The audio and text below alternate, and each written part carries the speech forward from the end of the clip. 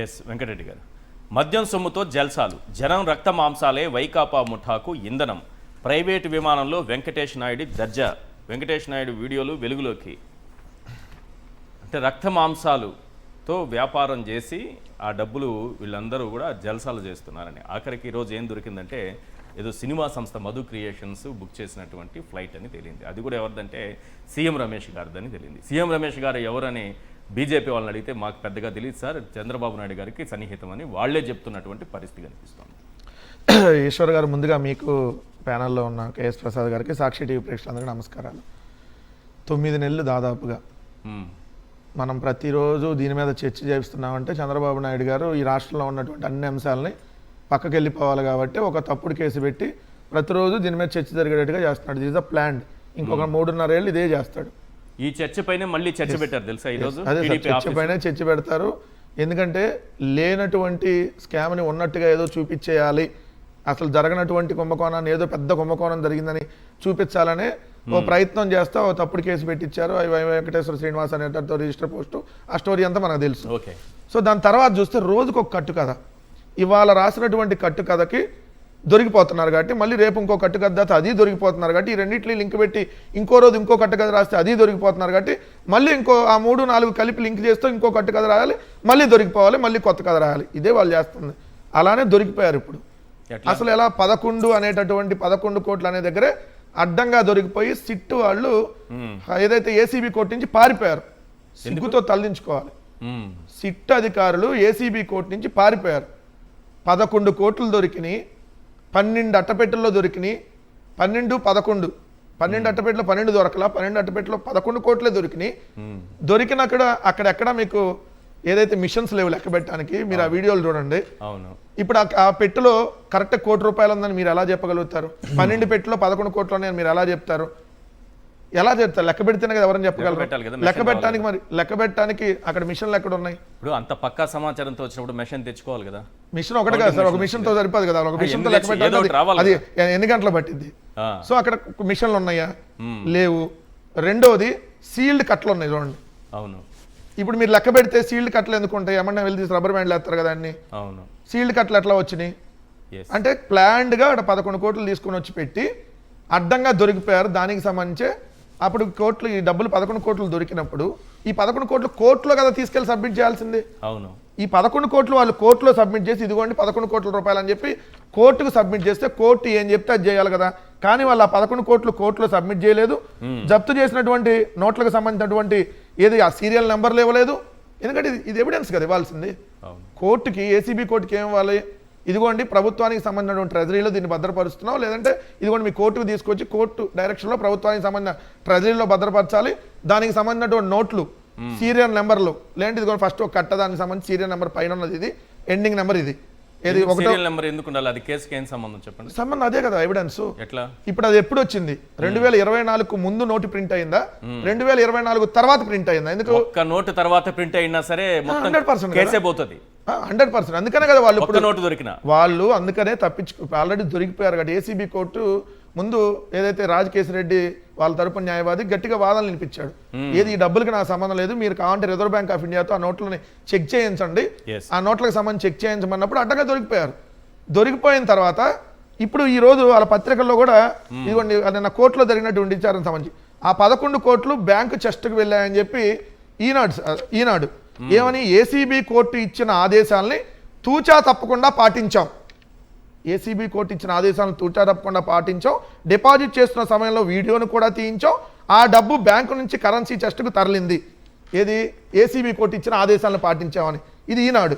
ఆంధ్రజ్యోతిలో చూసేటప్పటికి కోర్టు ఆదేశాలు ఇచ్చే సమయానికే నగదు చెస్ట్కు వెళ్ళిపోయింది. ఏది ఆంధ్రజ్యోతి? ఆంధ్రజ్యోతి చూడండి సార్. ఈనాడేమో ఏసీబీ కోర్టు ఇచ్చినటువంటి ఆదేశాల ప్రకారం తర్వాత నగదును చెస్ట్కి పంపించాం, అంటే నగదు భద్రపరిచే గదికి పంపించాం. కానీ మీరు ఇచ్చే కంటే ముందే పంపించాం. ఇక్కడ అంటే ఒక కోయిల ముందే కూసి అడ్డంగా దొరికిపోయి సరే, కానీ కోర్టు అడిగింది డిపాజిట్ స్లిప్ అడిగింది కదా. ఆ డిపాజిట్ స్లిప్ అడిగినప్పుడే పారిపోయారు. పారిపోయినాక ఇప్పుడు కూడా క్లియర్గా ఏం చెప్పింది, ఈ రోజు కూడా కోర్టు క్లియర్గా సిట్టు బ్యాంక్ మేనేజర్కి ఆ 11 కోట్లు మీరు తీసిన వీడియోలు ఇవ్వండి, అని చెప్పి ఇప్పుడు క్లియర్ గా కోర్టు అడిగింది, ఏసీబీ కోర్టు. సో ఇది ఒక అంశం. ఎందుకు అంత అర్జెంట్ గా వాళ్ళు అట్లా తీసుకెళ్లి డిపాజిట్ సార్ ఇప్పుడు ఏంటంటే ఉన్న వాళ్ళకి బెయిల్ రాకూడదు, పాయింట్ నెంబర్ 1. ఉన్న వాళ్ళకి బెయిల్ రాకూడదు అంటే ఏం చేయాలి, ఏదో ఒకటి చూపించాలి. ఇదిగోండి ఇది డబ్బులు దొరికిపోయినాయి మొత్తం అని. కేసులో మెయిన్ డబ్బులు కదా. ఇప్పుడు వీళ్ళు ఆరోపణ చేస్తున్నట్టు 3,500 కోట్లు 3,000 కోట్లు అక్కడ పెట్టారు, ఆడబెట్టారు, ఎడబెట్టారు అంటే ఏడ ఆధారాలు లేవు చెప్పడానికి వాళ్ళు, ఎందుకంటే అది అసలు జరగలేదు కాబట్టి. సో దానికి ఇదిగో పలానా డబ్బులు దొరికినాయి అని చూపిస్తే దాని ప్రకారం వాళ్ళకి బయలానా డబ్బులు దొరికినాయని దీని మీద ఎంక్వైరీ చేస్తున్నాడు, బెయిల్ తొందరగా రాదు ఈ కేసులో ఉన్న వాళ్ళకి. సో ఇది వాళ్ళకు టార్గెట్. అసలు ఎంతకి ఎవరు వెంకటేష్ నాయుడు? వెంకటేష్ నాయుడుకి రామోజీరావు గారికి ఉన్న సంబంధం ఏంటి? ఎవరికి? చెరుకూరి రామోజీరావు గారికి చెరుకూరి వెంకటేష్ నాయుడుకి ఉన్న సంబంధం ఏంటి? ఇప్పుడు అది కూడా ఈనాడు రాయాలి కదా.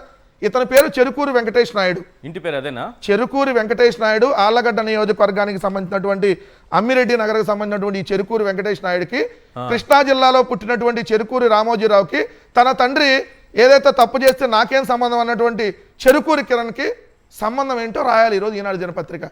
రక్త మాంసాలతో మద్యం అని చెప్పి హెడ్డింగ్ పెట్టి తాగుతూ ఊగుతూ వాగుతూ రాతలు రాసినటువంటి ఆ 2 దినపత్రికలకి మీ ఇంటి పేరు కలిగినటువంటి చెరుకూరి వెంకటేష్ నాయుడికి చెరుకూరి కిరణ్కి ఈనాడు దినపత్రికకి మార్గదర్శికి ఏమన్నా సంబంధాలు ఉన్నాయా? అది కూడా రాయాలి కదా.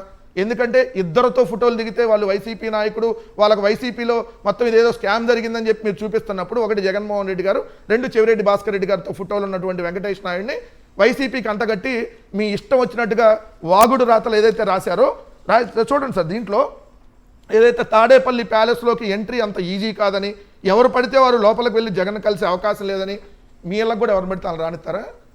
ఇప్పుడు నేను వెళ్తా రామోజీరావు ఇంటికి రానిస్తారా? నేను వెళ్తే రామోజీరావు ఇంటికి రానిస్తారా? లేదంటే రాధాకృష్ణ ఇంటికి బయట సెక్యూరిటీ ఉండదు రానిస్తారా? చంద్రబాబు నాయుడు కరకట్ట కొంపకి సారీ టు సే, ఎందుకంటే వాళ్ళు ప్యాలెస్లు అన్నారు కాబట్టి. మరి మా ప్యాలెస్లు అండి, వాళ్ళ కొంపలో ఏం చేద్దాం? వాళ్ళకి ఆ భాష చెప్తేనే అర్థమైద్ది. అంటే మీ ఇల్లు కావు, ప్యాలెస్లు కావు. ఇప్పుడు జూబ్లీ హిల్స్లో ఉన్న కొంప ప్యాలెస్సా, రాజభవనమా? ఈనాడు ఏదైతే రామోజీరావు ఉన్నది కొంపలో ఉన్నాడా లేదంటే ప్యాలెస్లో ఉన్నారా? అక్కడ అలా ఈ ప్యాలెస్లు కావు. జగన్మోహన్ రెడ్డి గారు కట్టుకుని వీళ్ళు ఒక్కటే ప్యాలెస్ అని రాసి ఎవరికి పడితే వాళ్ళకి ఎంట్రీ ఉండదు, ఈ వెంకటేష్ నాయుడికి ఎంట్రీ ఉందన్నారు కదా.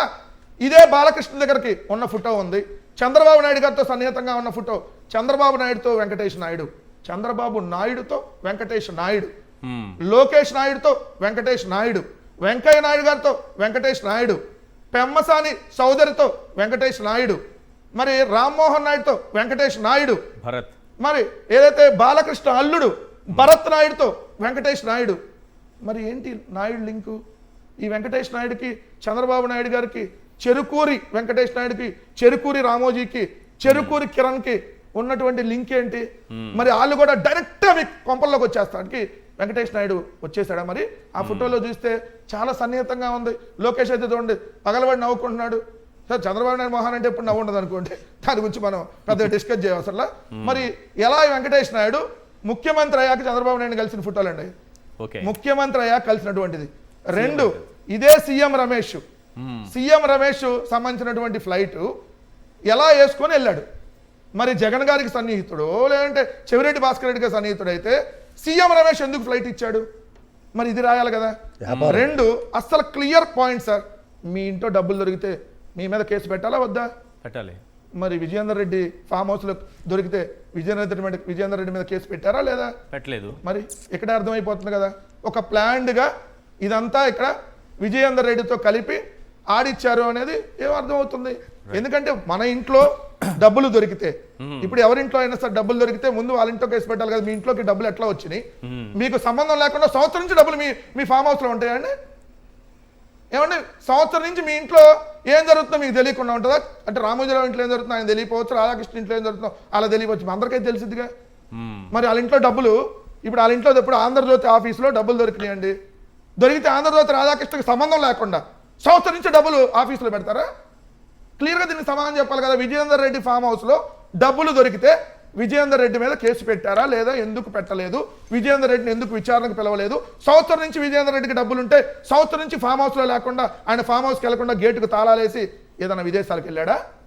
మరి దీనికి సమాధానం చెప్పాలి కదా.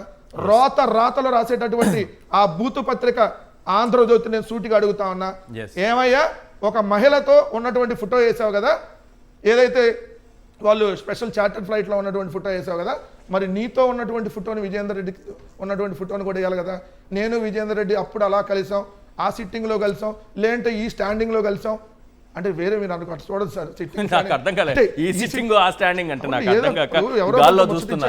అదే అక్కడ కలిసాం, ఇవన్నీ రాయాలి కదా, రాసుంటే బాగుండేది కదా. ఎస్ సో అడ్డంగా ఈ రోజు దొరికిపోయి ఒక కథ తర్వాత ఒక కథ ఇంకో కథ అల్లుతూ, ఎందుకంటే సార్ ఇప్పుడు చిన్న మాట, Yes. ఇప్పుడు ఎవరైతే ఇప్పుడు ఆ సీఎం రమేష్ సంబంధించిన ఫ్లైట్ లో ఆయన ఎక్కింది మొన్న 14/4/2025.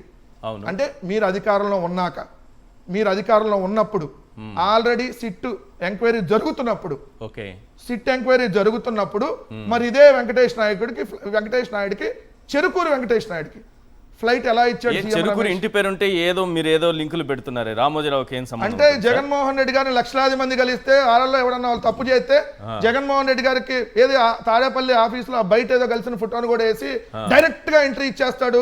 వెంకటేష్ నాయుడుతో చాలా ఫోటోలు ఉన్నాయి, ఏది జగన్ గారు చాలా దిగాడు, సో జగన్ గారికి ఏదో సంబంధం ఉందని మీరు రాసినప్పుడు ఓకే మరి ఇప్పుడు మీరు రాయాలి కదా. ఇదే రాజకేశిరెడ్డి వ్యాపారం ఎవరితో చేస్తున్నాడు? కేసినేని చిన్నితో చేస్తున్నాడు. అంటే ఇక్కడ లెక్కల డబ్బులన్నీ కేసినేని చిన్నికి ఇచ్చినట్టే కదా. ఇప్పుడు వాళ్ళ ఆవిడ హాస్పిటల్లో ఉంటే, హాస్పిటల్లో చిన్న డైరెక్టర్ గా ఉంటే, Yes. అదే హాస్పిటల్లో డైరెక్టర్ గా ఉన్నటువంటి Correct. Vijayender Reddy farm house లో దొరికినాయి కాబట్టి ఈ డబ్బులకి ఆ డబ్బులకి లింక్ పెట్టినప్పుడు మరి ఈ డబ్బులు ఏ కొంపకెళ్ళినాయి?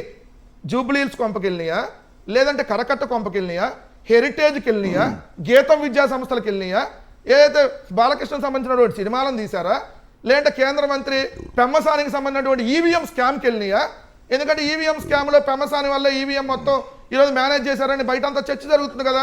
ఈ లెక్కల డబ్బులన్నీ మరి ఈవీఎంకి వెళ్ళినాయా? మరి పెమ్మసాని ఇంట్లో సోదాలు చేయొద్దా, పెమ్మసాని ఆఫీసులో సోదాలు చేయొద్దా, లేదంటే గీతం భరత్ ఆఫీసులో సోదాలు చేయొద్దా, హెరిటేజ్లో సోదాలు చేయొద్దా? చెరుకూరి రామోజీరావు గారికి సంబంధించి చెరుకూరి వెంకటేష్ నాయుడు వాళ్ళిద్దరికి లింక్ ఉంది కదా, ఒకటే ఇంటి పేరు కదా. మరి ఇదేమన్నా చెరుకూరి రామోజీరావు గారి వ్యాపారాల్లో ఏమైనా వెళ్ళినాయా? మరి అవన్నీ కూడా ఎంక్వైరీ చేయాలి కదా.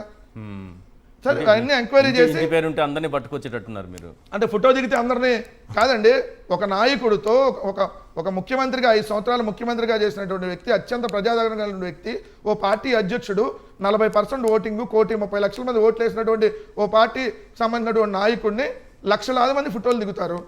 లక్షలాది మందితో ఫోటోలు ఉన్నాయి జగన్మోహన్ రెడ్డి గారితో. Yes. సో వాళ్ళల్లో ఒకరిని తీసుకొని వచ్చి జగన్ గారికి లింక్ పెట్టినప్పుడు మరి మీతో కూడా ఫోటోలు దిగాడు కదా. ఎక్కువ దిగిన తెలుగుదేశం నాయకులతోనే కదా. 1, 2, 3 సార్ చూడండి ఎంత క్లోజ్డ్ గా ప్రైవేట్ హోటల్స్ లో ఇలా దిగినప్పుడు మరి జగన్ గారి దగ్గర ప్రైవేట్ హోటల్లో దిగలేదు కదా అతను. ప్రైవేట్ హోటల్లో జగన్ గారి దగ్గర పార్టీ ఆఫీస్ దగ్గర చాలా మంది వస్తారు, కలుస్తారు, ఫోటో దిగుతారు. అవును. సో అదే తప్పు, దానివల్ల లింక్ పెట్టినప్పుడు Yes. మరి నాయుడు గారి కుటుంబానికి సంబంధించి చెరుకూరి కుటుంబానికి లింక్ ఏంటో కూడా రాయాలి కదా. అవును రైట్.